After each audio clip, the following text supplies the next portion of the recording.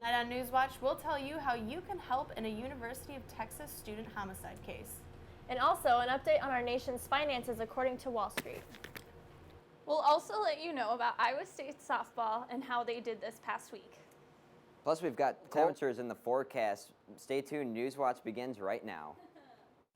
This is Newswatch 18.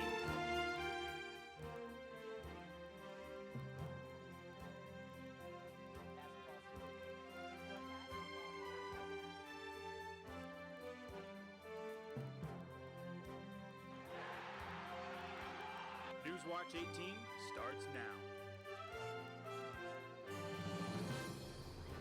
Welcome to Newswatch at 8. I'm Laurel Feakes. And I'm Amanda Meyer. Thanks for watching. ISIS-affiliated militants captured more than 300 workers and contractors at a cement factory in Syria. The Al-Bidiyah cement company said the militants were holding the workers and contractors from the plant near Damascus. The company had not been in contact with staff as of late Thursday afternoon. The last known sight with the hostages were from local officials who witnessed around 120 workers being put on buses headed towards more dangerous ISIS-controlled areas. The factory is in Al-Damir, a town 48 kilometers, about 30 miles northeast of Damascus, the Syrian capital. Authorities believe they have a suspect in the death of a student at the University of Texas at Austin, but they don't know his name and are asking for the public's help. Freshman Haruka Weiser was last seen leaving the theater department Sunday night at the University of Texas. Her body was then found Tuesday morning in the area of Waller Creek on campus. Surveillance video of the suspect shows a black male approximately 6 feet tall trailing Weiser before she was last seen. Authorities are offering a $15,000 reward for information leading to the suspect's identification and arrest. In France, prostitution is now legal, but paying for sex can land you a hefty fine. France is joining many other European countries in criminalizing clients without penalizing those who solicit sex acts. Clients of prostitution can also face classes detailing the plight of sex workers. The bill has been controversial as it has bounced between the two legislative chambers since 2013. Many are still against the bill, saying it is similar to saying a baker may display his cakes, but nobody is allowed to buy them. On Tuesday night, Wisconsin held its presidential primary. Ted Cruz and Bernie Sanders pulled away with wins, and the majority of the delegates are up for grabs. Both winners are behind in the delegate totals, and this has been called a big win for both. Neither parties have a clear grasp on the nomination. The next Democratic primary will be held this Saturday in Wyoming, and the next Republican primary will be held April 19th in New York. Sarah Palin is threatening to sue Azealia Banks over a series of tweets Banks sent out in a response to a satirical article that claimed Palin said African Americans liked slavery. On Monday, Banks saw the article and went on a profanity-filled Twitter rant. In one of the now-deleted messages, Banks tweeted she wished for Palin to be sexually assaulted. Banks eventually issued a lengthy apology once she realized the satirical article had set her off. The former Alaska governor posted a message on her Facebook account aimed at Banks titled, "Hey, female rapper." In the post, she wrote about the devastating and degrading atmosphere surrounding sexual assault. Fear is making a comeback on Wall Street. The Dow dropped 174 points on Thursday, the index's worst slump since February 23rd. Up until earlier this week, the stock market had been in the midst of a pretty remarkable comeback. Stocks started the year on a terrible note as cheap oil and recession fears caused investors to freak out. But now the Dow is on track for its worst week in 2 months. Banks could be the black sheep here as finances like Citigroup and Goldman Sachs are slumping as much as 4%. The Senate refused Thursday to come to the aid of airline passengers squeezed by the ever-shrinking size of their seats.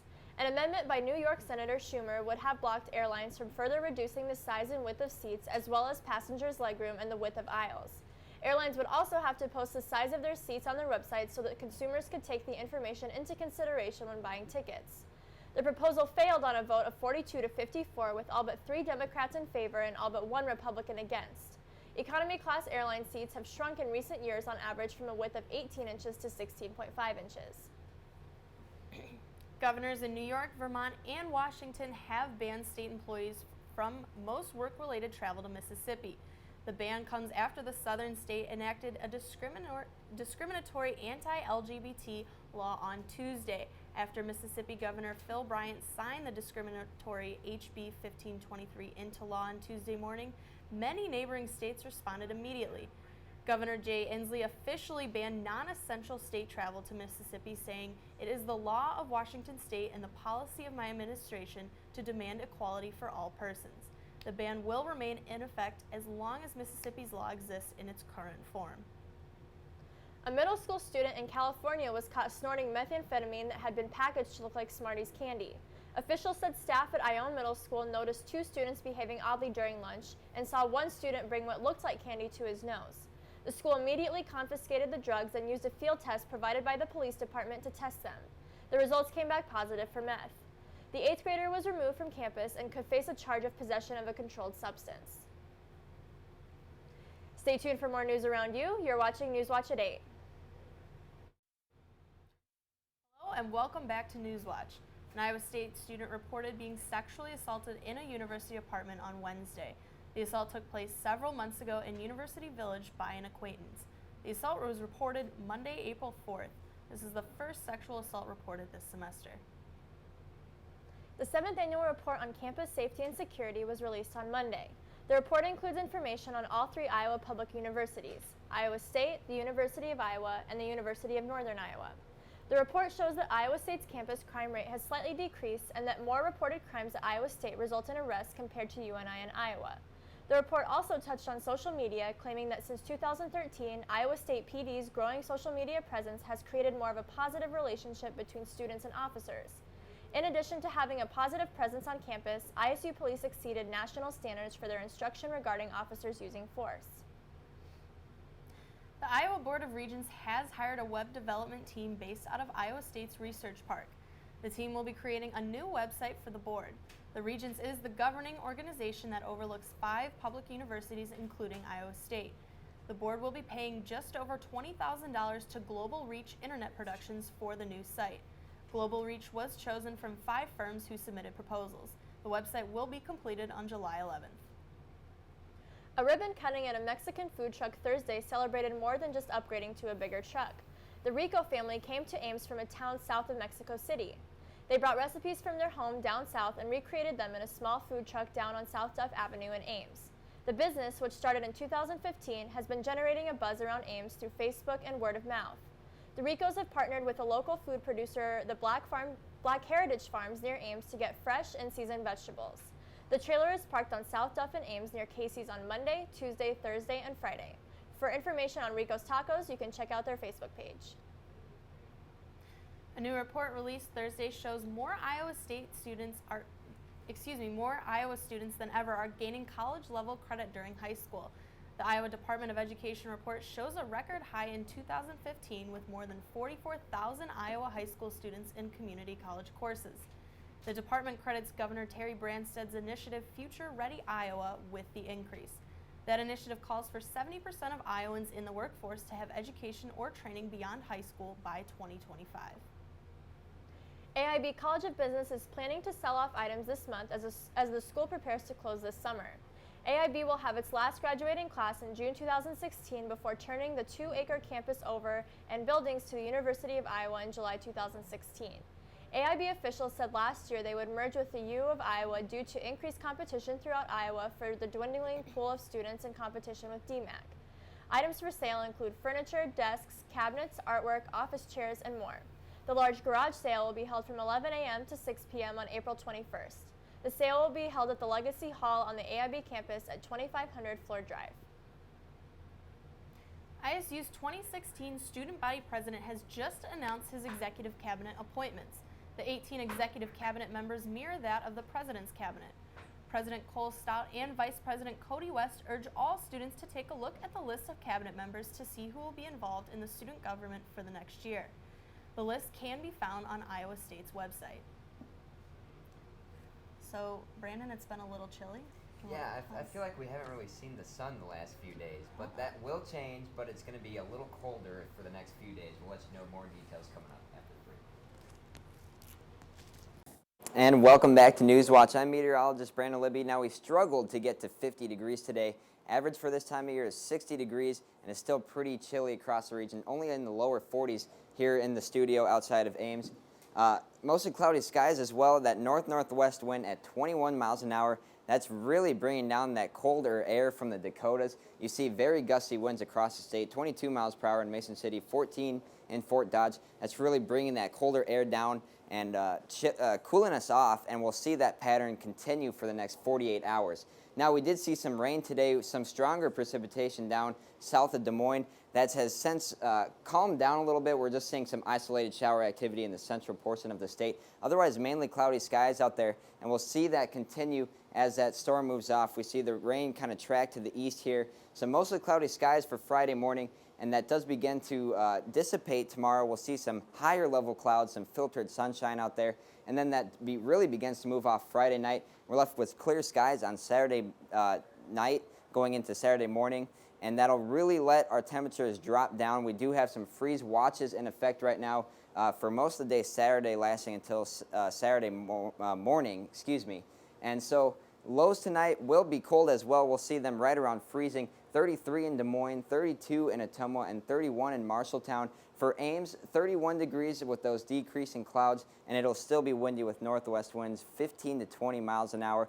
And going into tomorrow, we'll warm up back to the mid-40s, 45 in Ottumwa, 46 in Des Moines, and 54 over in Council Bluffs. But again, we will cool off at the nighttime. For Ames tomorrow, 43 degrees with windy gusts up to 40 miles an hour with that northwest wind persisting 15 to 30 miles per hour. So again, really cold temperatures. You see that low of 22 Friday night going into Saturday morning, a high of 46 on Saturday. Now we really begin to warm up on Sunday, but that'll be our next shot of precipitation, some rain and thunderstorms at 60%. And then we begin to cool back off into the 50s, getting a little more seasonable out there, 57 on Wednesday and 64 on Thursday. We'll have sports up next after the break. Newswatch. I'm Cassidy Mace with your Cyclone Sports. The Iowa State softball team will be traveling to Oklahoma State for a 3-game series this weekend. The conference competition will start on Friday at 7 o'clock and will pick up on Saturday at 2. The series will conclude with a noon game on Sunday. All 3 games will be played in Cowgirl Stadium in Stillwater, Oklahoma. The softball team is looking to improve on their current 0-3 Big 12 record and has the opportunity to increase their overall record to 18-18. For more information, follow the Cyclones on Twitter or check in at okstate.com. Current Chicago Bulls head coach and Iowa State legend Fred Hoiberg was elected to the COSIDA Academic All-America Hall of Fame, the organization announced today. Other inductees in the class include Drew Brees, Jennifer Rosati, Dr. Angelo Capozzi, and James Cash. In his time playing for the Cyclones, Hoiberg was named an Academic All-American and is known as one of the greatest who ever competed collegiately. Hoiberg was the 52nd pick in the 1995 NBA draft and played in the league for 10 years.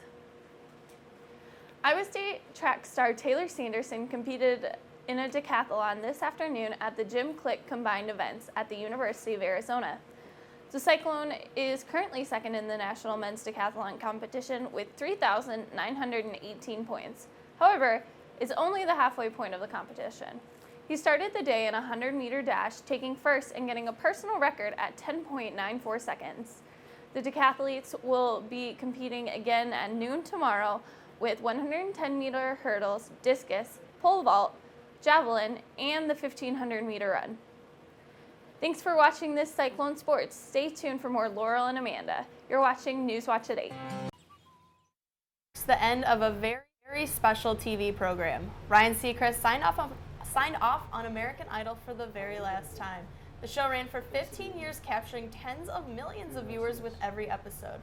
Tonight's episode announced the final American Idol. This year's winner was Trent Harmon. Many viewers are sad to see the show leave, but the show has seen a declining viewership over the past few years. Earlier today, cosmetic brand MAC released a new lipstick shade in collaboration with Caitlyn Jenner. After releasing an advertisement for the new lipstick on Instagram, the company received a wide mix of praise and ridicule. Many people are happy that MAC is including a transgender model for one of their products, while others say that they would have preferred a transgender model who has experienced more adversity. And that's all we have for this edition of Newswatch. Come back Tuesday for more Cyclone news, weather, and sports. Have a great night, Ames.